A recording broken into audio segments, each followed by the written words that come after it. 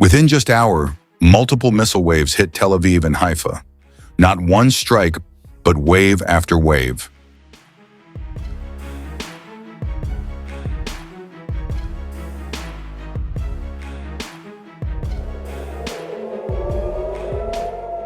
And this time, the pressure is not just on the cities, but on the system defending them. Because these attacks are not random. They are designed to test limits.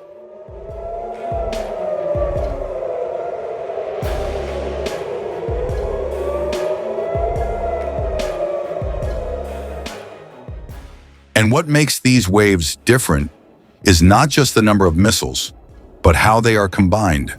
Different speeds, different trajectories, different timing, all converging within a compressed window.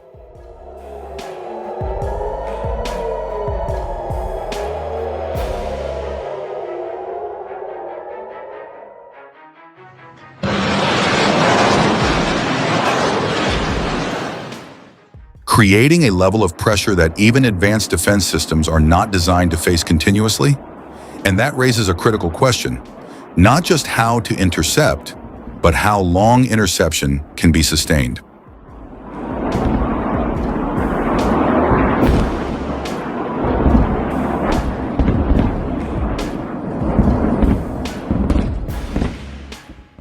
Because what is being tested here is not only technology, it is endurance. And by the end of this analysis, you'll understand why this shift could redefine how modern conflicts are fought.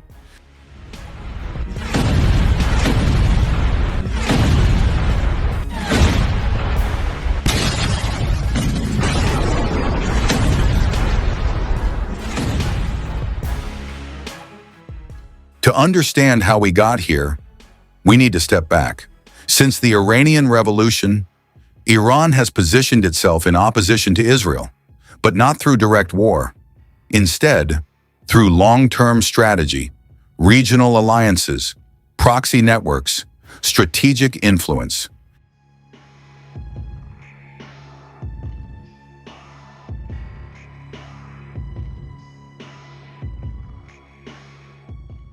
What followed was a shadow conflict, unannounced, unpredictable, but constant.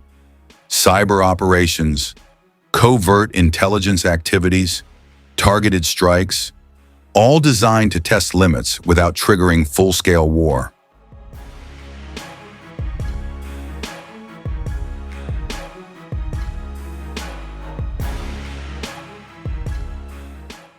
For decades, this balance held, but in recent years, something began to change.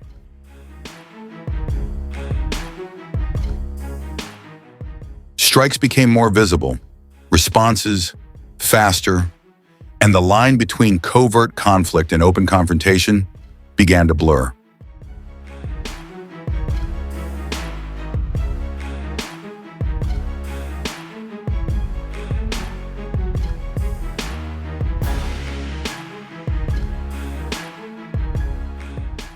Now, we are seeing something different.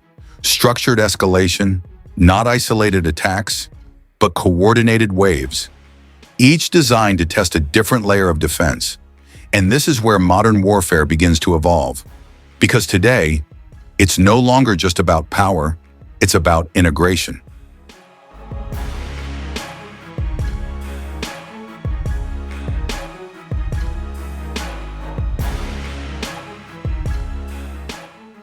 But here's where it gets critical.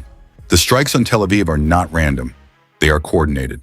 Two systems stand out, the Khorramshahr 4 missile and the Sejal missile.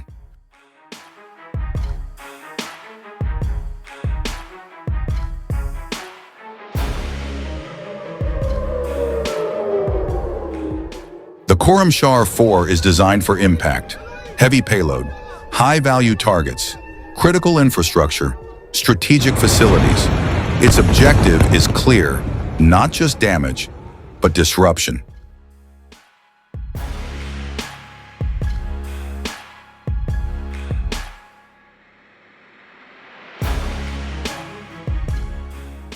The Sejal introduces a different dimension, speed. As a solid fuel missile, It can be launched quickly, reducing detection time, compressing reaction windows, and forcing defense systems to operate under pressure.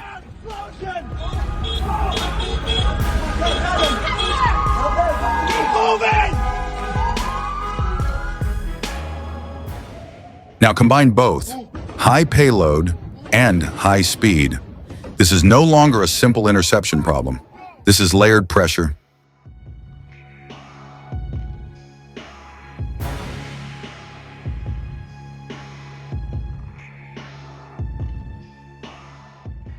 Systems like Iron Dome are built to intercept threats, but they are optimized for specific conditions.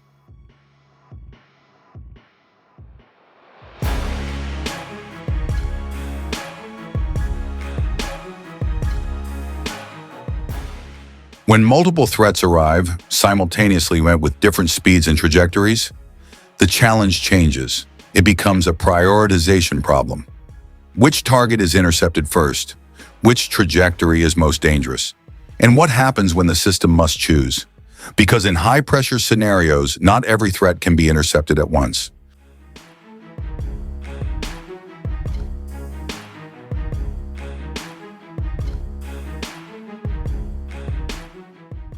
And this is where the real shift begins.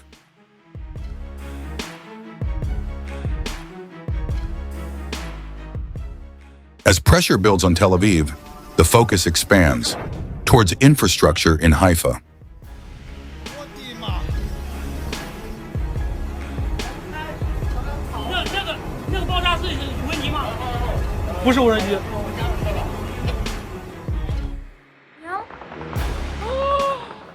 Haifa becomes critical, not just as a city, but as a strategic hub.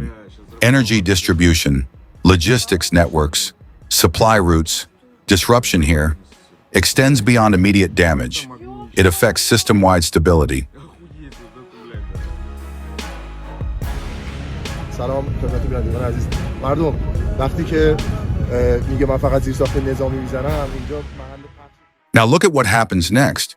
When these two missiles were also launched, the Fatah 2 missile and the Shahab 3 missile,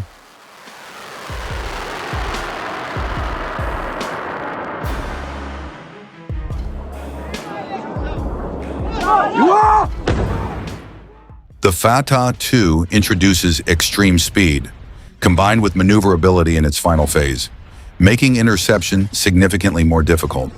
Because now, it's not just about tracking, it's about predicting.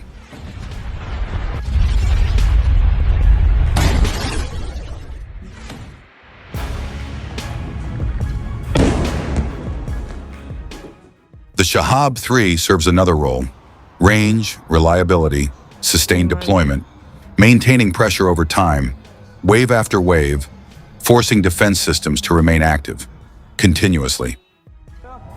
Whoa, whoa, whoa, whoa! Whoa!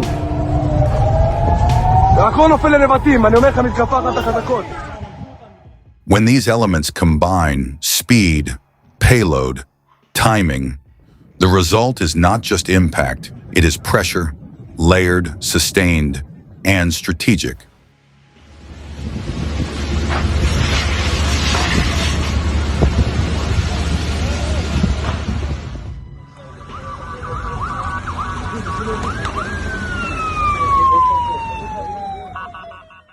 Defense systems are no longer just intercepting, they are managing resources, timing, and priorities, all in real time.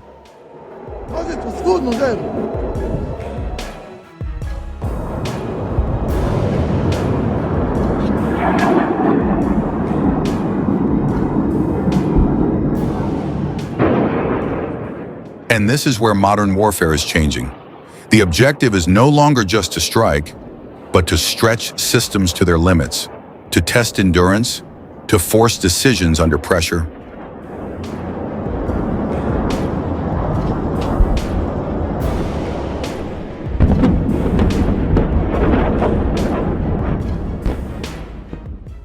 And if this pattern continues, this is no longer just a regional conflict. It becomes a test of sustainability.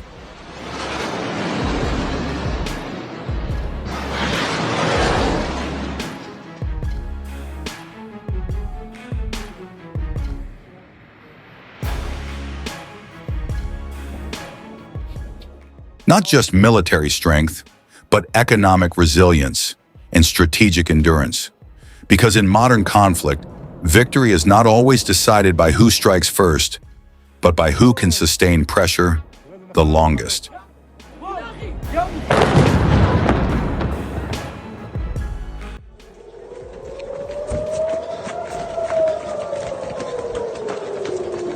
If you're interested in deep military analysis and modern warfare insights, consider subscribing for more.